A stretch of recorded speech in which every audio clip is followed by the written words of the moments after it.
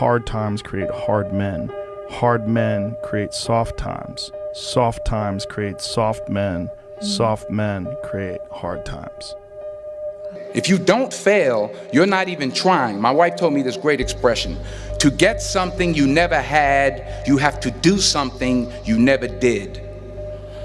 Failure has been achieved, thank God. Now, the only place to go from failure is to win. You have to achieve failure. You have to take it that far.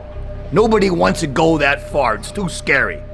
But you know something? I got news for you. That's where winning is. It always has been. Nothing's changed since the 70s. Nothing.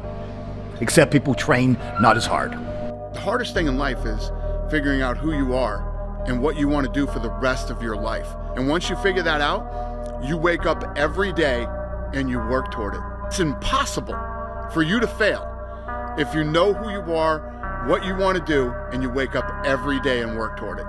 I love this game. I live this game. And there's 1,000 other guys waiting in the wings who are obsessed with this game.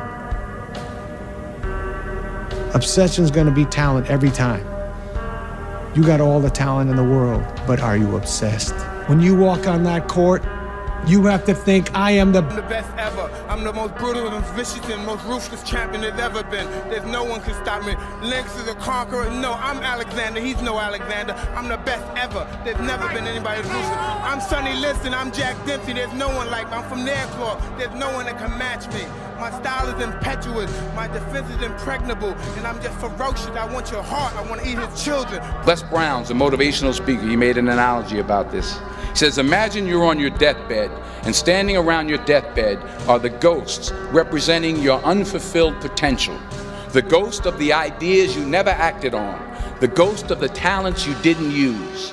And they're standing around your bed, angry, disappointed, and upset. They say, we came to you because you could have brought us to life, they say. And now we have to go to the grave together. So I ask you today, how many ghosts are going to be around your bed when your time comes? Damn, Ron, come on! Gotham's relying What's the matter with you? to save us all. There is no tomorrow! There is no tomorrow! When I seen that Bentley at the boxing gym, and I seen that diamond Rolex, I said, I want that. And I knew what it took.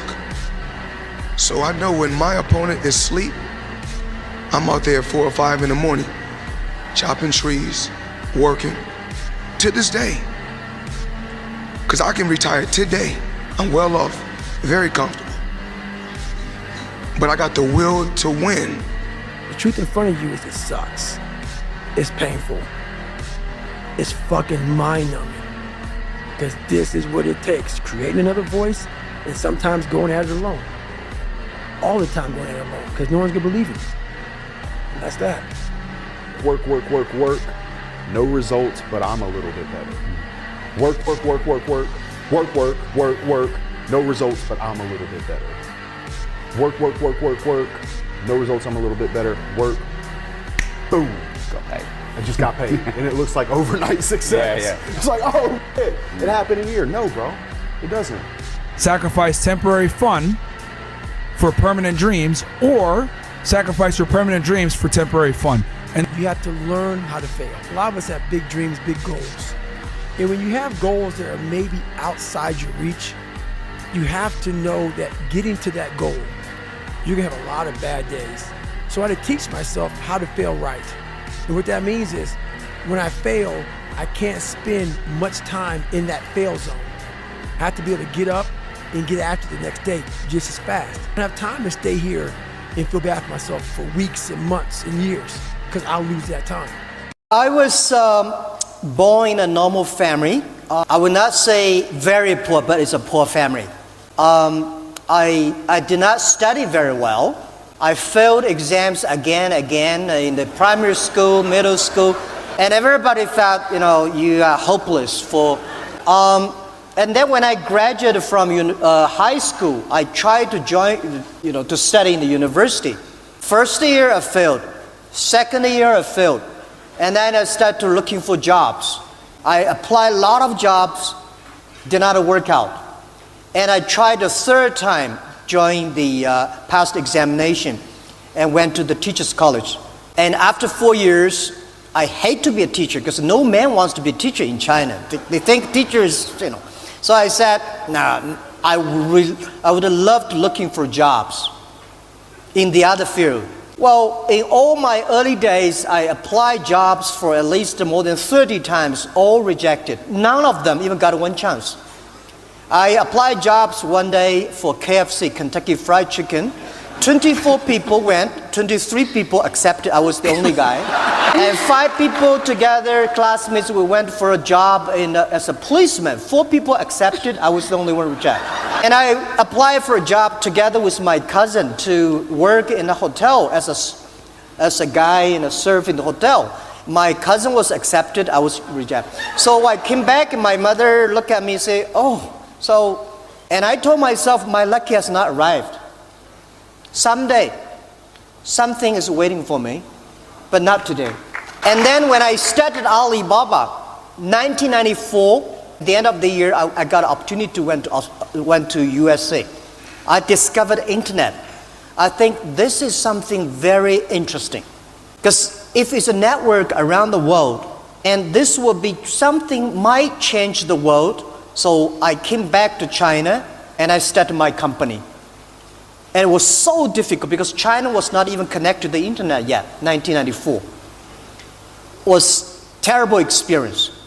I worked myself, I had a joint venture with the other people, and then did not work out for 3-4 years.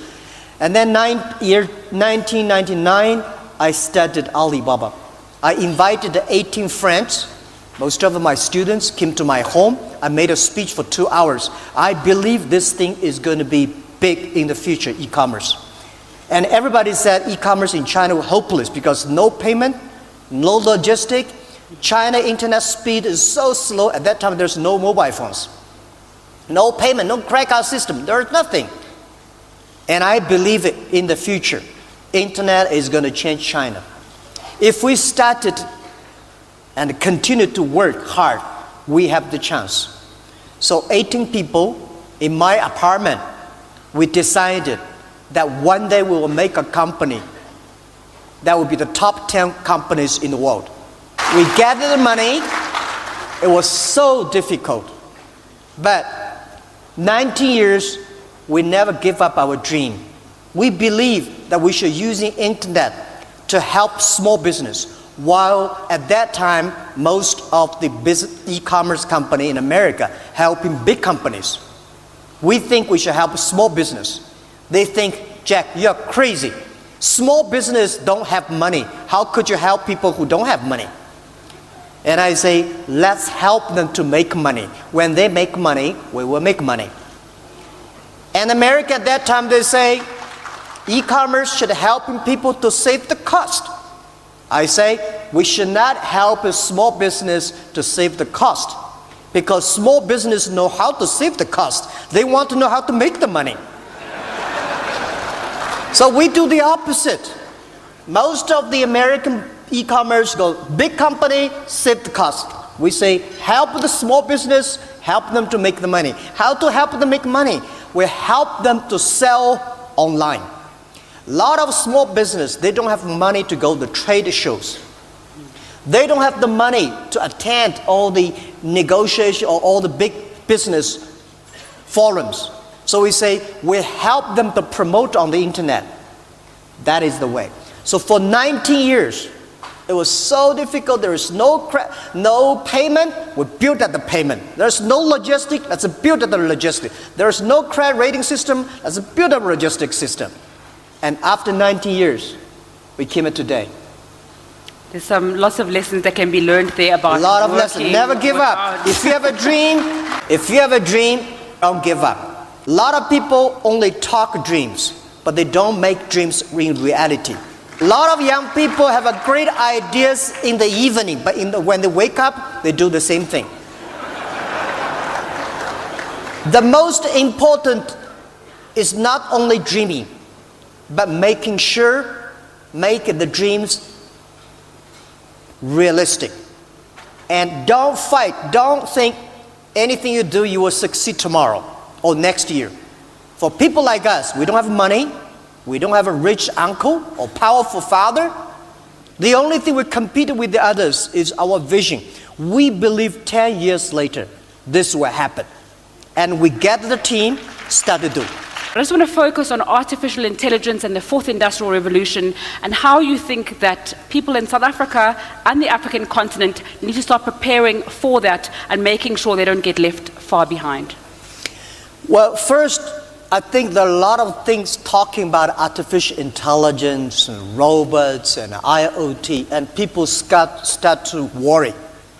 Let me tell you, don't worry about it. Young people, don't worry. When you start to worry, you're getting old. Don't worry. People say, artificial intelligence is going to replace people. Trust me, human beings are always smarter and wiser than the machines. The first technology revolution, when the train comes, people say, this is going to replace jobs. A lot of people hate it, but train create more jobs. People got disappointed because machine is stronger. Machine is always going to be stronger than you are. That's why we design machines. People believe that machine one day will be smarter than human beings. I tell you, don't worry about it. Machine will be smarter than you are. Computers, they never forget. They calculate faster, and they never get angry and upset. They don't need to sleep. So don't worry, they're smarter. But human beings were wiser. Machines only have chips. Human beings have a heart. So you should have confidence. But how people should do it, I think very important for any countries. Let's think about one thing. For a country, if you want to develop, there are three basic things very important. The first is education. It's always good to invest in education. And invest in education, invest in people is the best investment in the whole world. And second thing is trust and build and support entrepreneurs.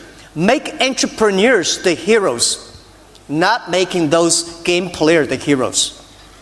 We have to ensure that it's entrepreneurs that they will use the technology, education go. And the top is a transparent, efficient government. So efficient government, entrepreneurs, and education. For catching the opportunity of IoT, artificial intelligence, very important is education system. The thing I worry about, not only China, USA, the whole world, the fourth technology revolution coming is very scary.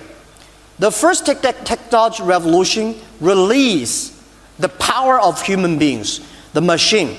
The second technology revolution released the distance, the cars, the trains. Now this technology revolution released the human brain. So it's going to be fundamentally change the human lives. But the thing, the education system, the things we teach our kids, the way we teach our kids in the past 200 years are for the industrial revolution.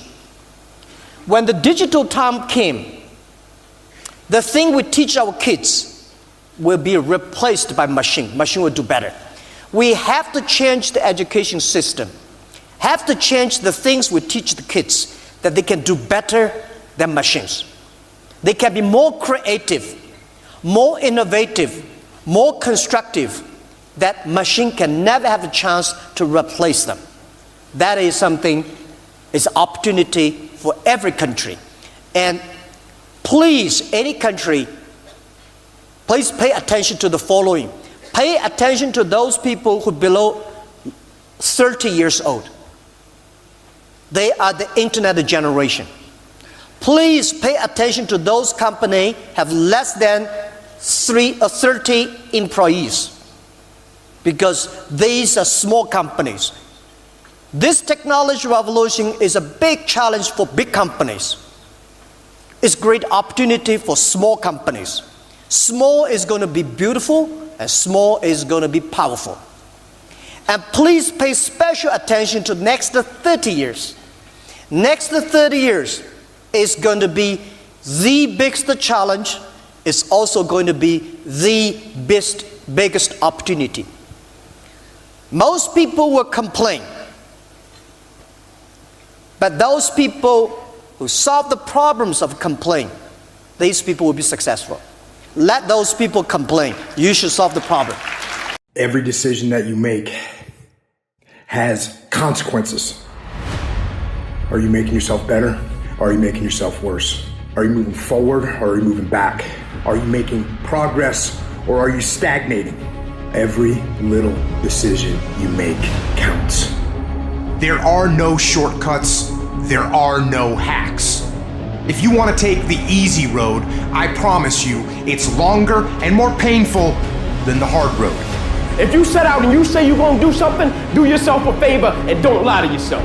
Because that is the worst thing that an individual can ever do.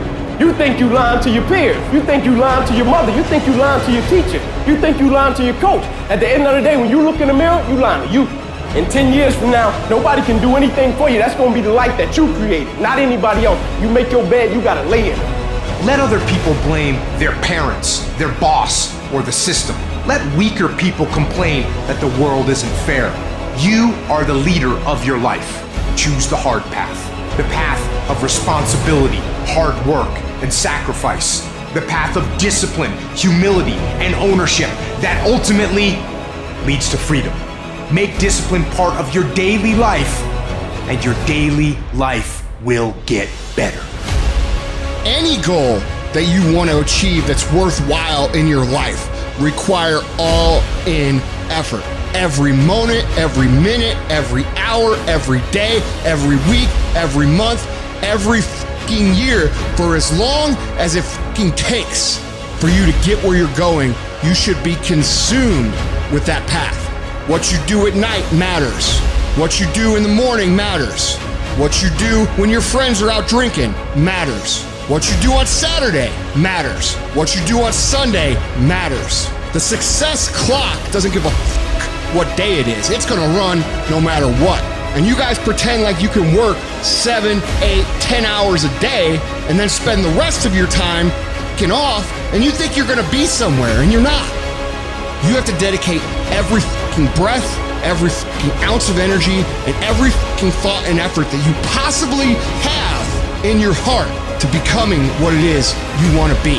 Because nothing great comes from a position of comfort. Everything worthwhile, everything that is great comes from being in a position of uncomfortable. Nothing worthwhile is easy to get. Everything's gonna make you uncomfortable. Get fucking used to it. And if you could get used to being uncomfortable, your fucking limits are non-existent. If for 10 years, if you didn't avoid doing what you knew you needed to do, what would you be like? What would happen if you just stopped wasting the opportunities that are in front of you? You'd be who knows how much more efficient. 10 times more efficient. 20 times more efficient. You have no idea how efficient people get.